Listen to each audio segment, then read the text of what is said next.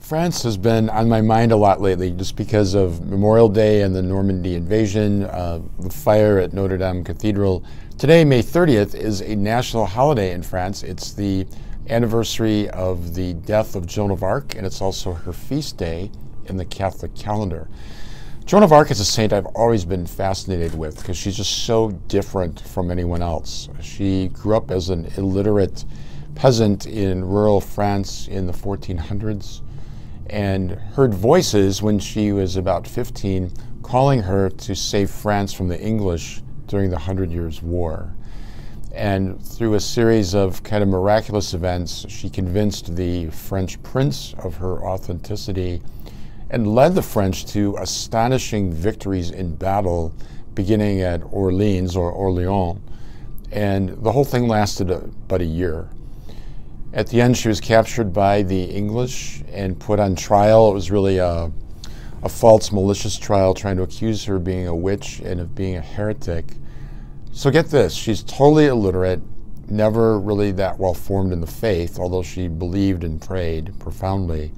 She held off about 40 doctors of theology for over 3 months, and her answers are amazing. So one theologian asked her, "Are you in the state of grace," for example? And kind of a trick question. If you say yes, you sound presumptuous. If you say no, you're admitting to them that you think you're a sinful, bad person. Her answer is this: if I am, may God keep me there. If I'm not, may God put me there. So a remarkable person. In the end, she was condemned as a witch, burnt at the stake on May 30th of 1431, and the French end up winning the 100 Years' War. Be the equivalent, imagine this, if a 18-year-old girl showed up in Baghdad during the Iraqi war and somehow convinced all the generals that she had the insight and the leadership and the knowledge to lead them to victory. I mean, that's the equivalent that we're talking about here. Many young women choose Joan of Arc as their confirmation name because they admire her passion, her purpose, her courage. She never gave up on God's call in her life.